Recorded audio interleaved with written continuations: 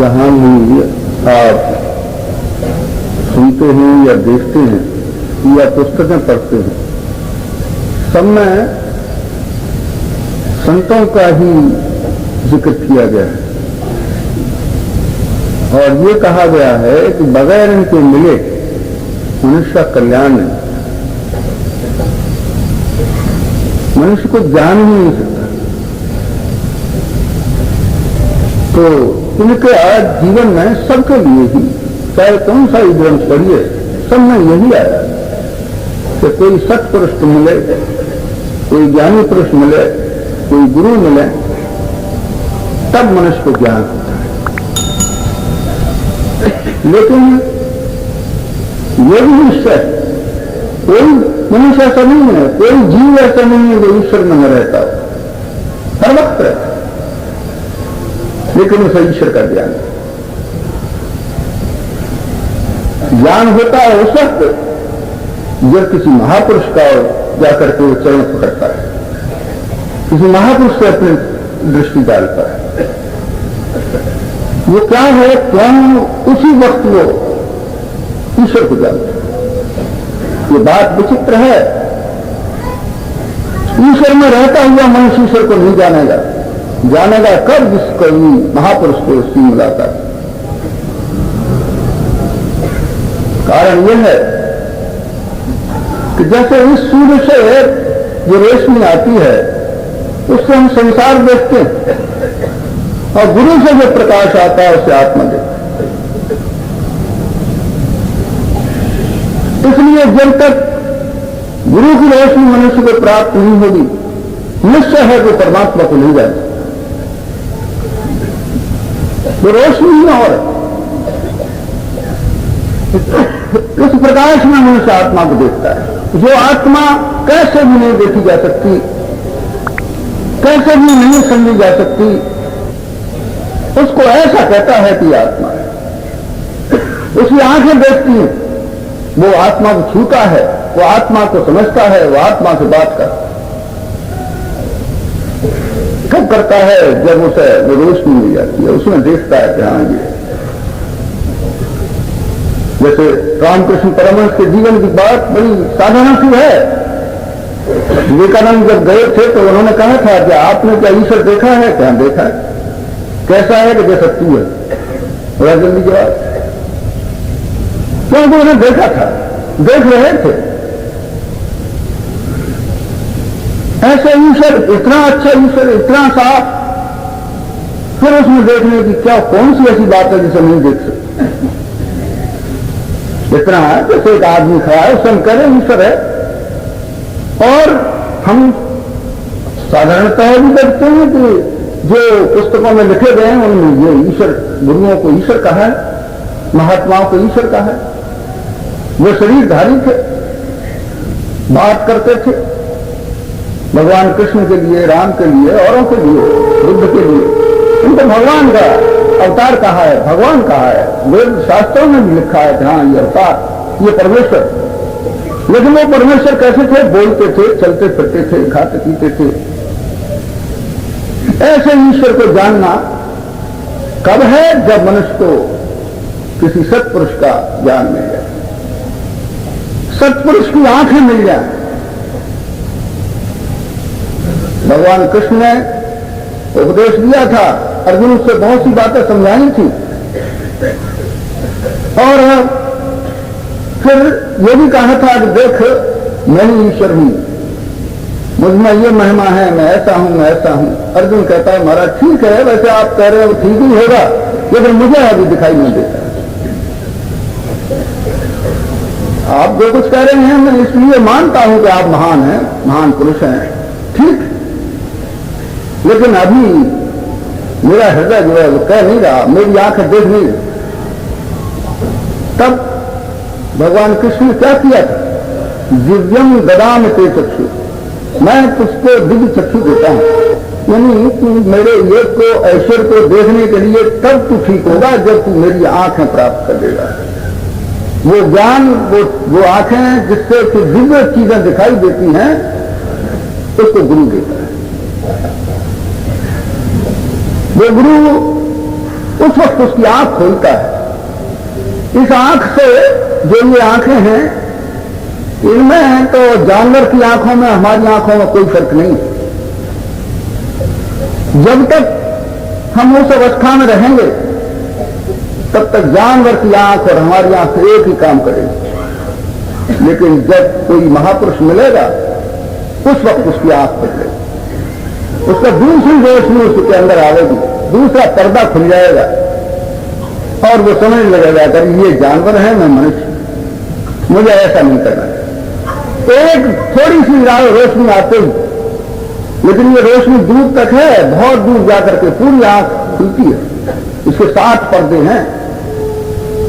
भू ये तो सबका लिए है, ये देखते हैं। जैसे ये संसार की जो रोशनी है छोटी, इसे सब कुछ देखते हैं। जैसे जानवर देखता है वैसे हम भी देखते हैं। आगे भू भोव स्व मह तप जन और सत, ये 7 स्थान हैं। इनमें जाकर के धीरे धीरे धीरे धीरे मनुष्य के पर्दे खुलते जाते हैं। इनमें उसमें जब एक पर्दा खुलता है तो समझता है कि मैं जानवरों से अच्छा हूं, ऐसा रहना चाहिए।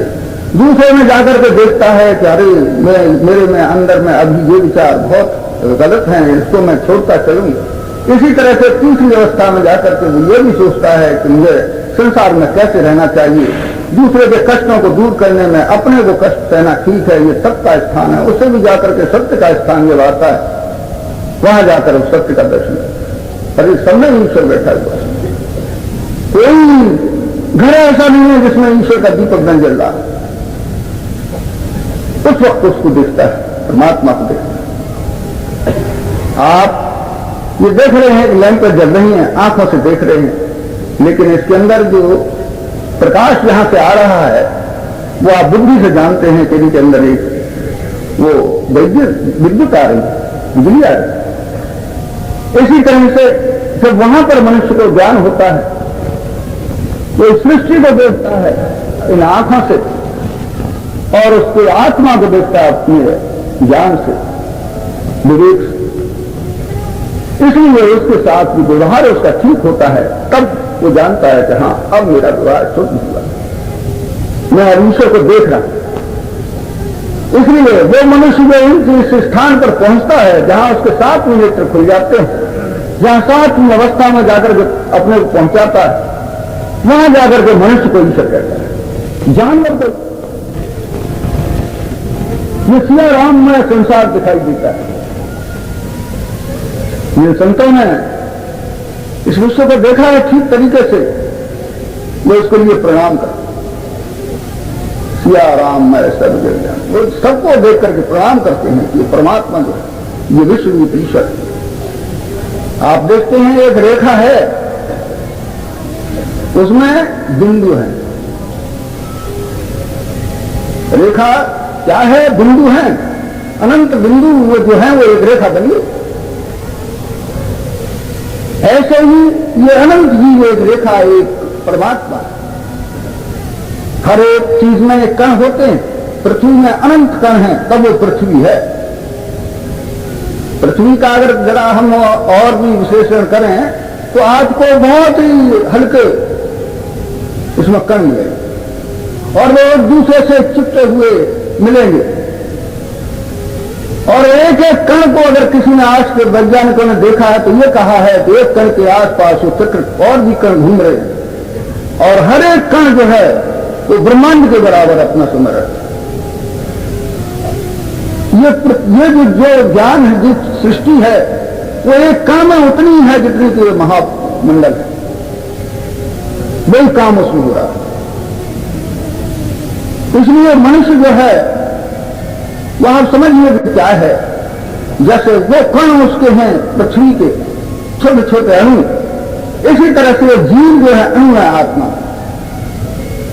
आत्मा इनसे बनाता है या आत्मा मिला लग रहा है, अपने को अलग भी देखता है और उसको मिला हुआ भी देखता है। आपने एक बाल्टी में पानी भरा, उसमें बहुत से बर्फ के टुकड़े भी डाल लिए, कमी कुछ नहीं, दोनों एक हैं। बर्फ का टुकड़ा और पानी में कोई फर्क नहीं है, लेकिन इस समय वो अलग अलग दिखाई देते हैं। ये बर्फ है, ये पानी, लेकिन समय आएगा आगे जाकर के बर्फ जो है वो बर्फ के डेढ़े टुकड़े जो हैं गल जाएंगे और पानी ऐसे ही मनुष्य जब कुछ देर शांति में आवेगा, उस परमात्मा में मिलने की कोशिश करेगा, उस वक्त जाकर के वो और वो एक फर्क नहीं है।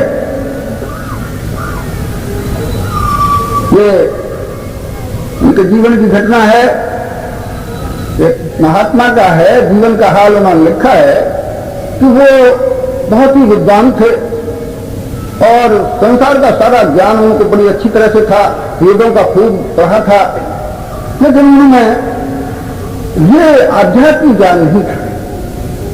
आत्मा का सुना तो था, लिखा था, पढ़ा था, लेकिन उनके अंतर वो चीज नहीं थी। तो वो ये तलाश करने लगे कि कोई महात्मा हमें मिले। ढूंढते ढूंढते कोई ऐसा विद्वान तो मिला नहीं, विद्वान तो खुद ही अच्छे थे। तो उन्होंने सुना कि एक कोई ऐसी और भी जाति के थे, बड़े अच्छे महात्मा हैं, उनके पास उनका नाम सुनकर के वो गए, सिर्फ इत्यादि का काम करते थे। तो उनके पास जाकर के उन्होंने कहा कि महाराज, प्रणाम किया और कहा कि हम आपसे कुछ विद्या सीखने के लिए आए।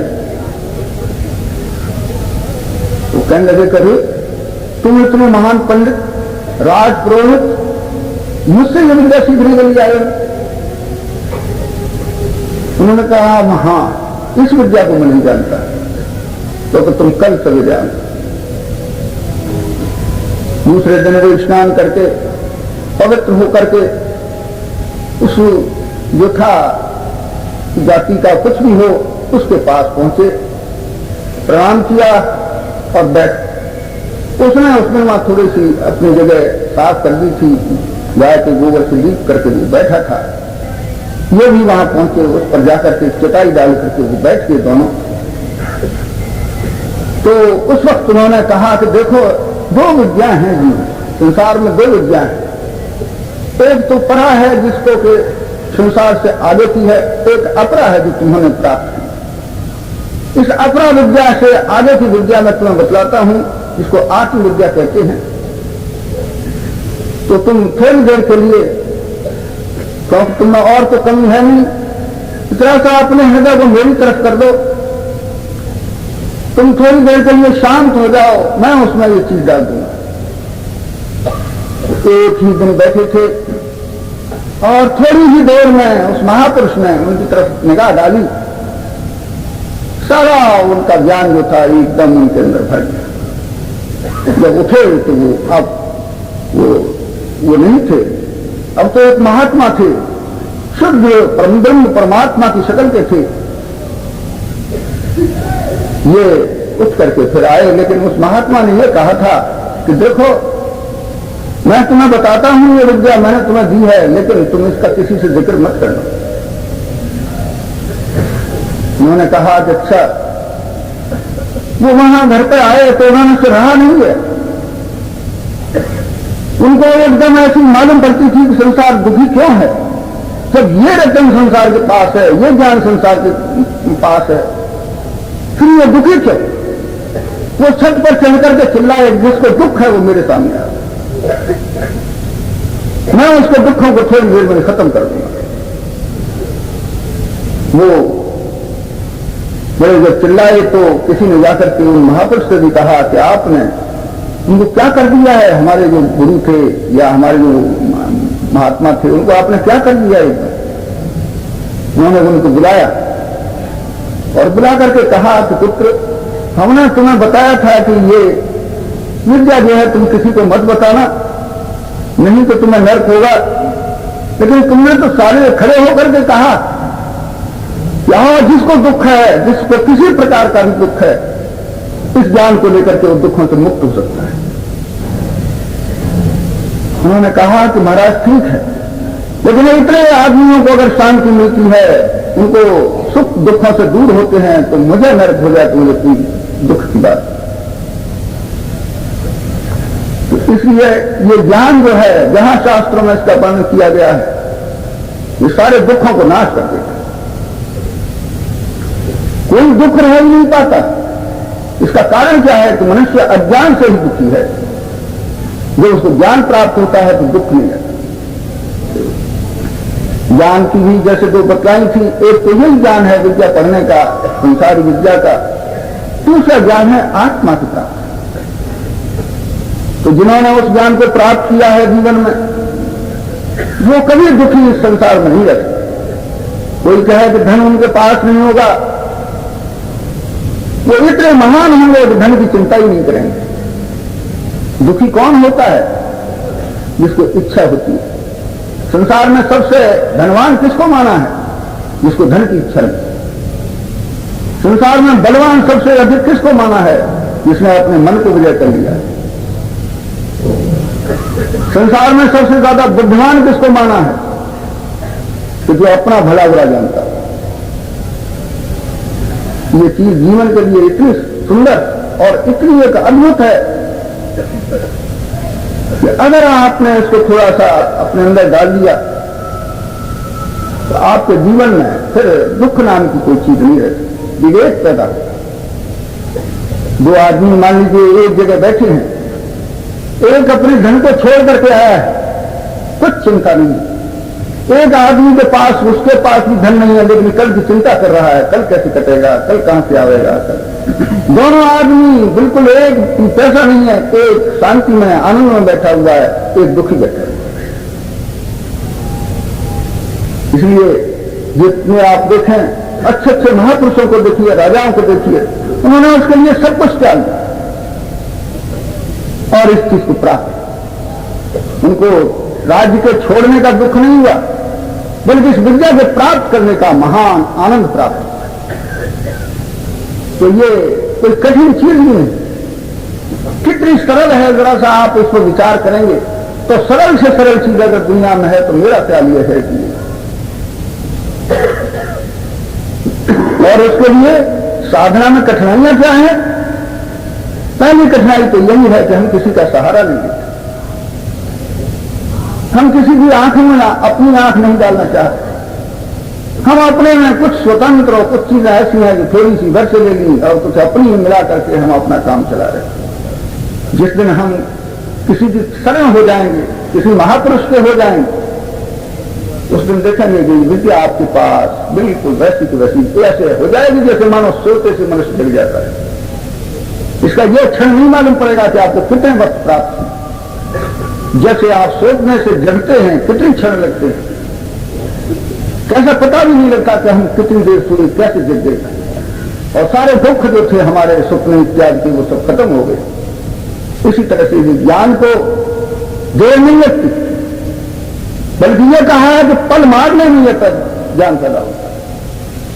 पहले जनक की आपने कथाएं सुनी होंगी, उसमें लिखा है तो कहते थे कि हमको ये ज्ञान इतनी देर में प्राप्त हो जाए जितनी देर में हम घोड़े की रकाब में पैर रखे उन पर चढ़े। उन्होंने ये तो ज्यादा देर है, और फिर उससे भी कम देर में आपको ये ज्ञान प्राप्त हो सकता है और कराए। इसलिए इस विद्या के जानने के लिए किसी महापुरुष का बस पल्ला ही पकड़ना है। जैसे वो सोते से जगा देगा, इसी तरह से ज्ञान मनुष्य को प्राप्त हो जाएगा, उतनी देर में प्राप्त हो जाएगा।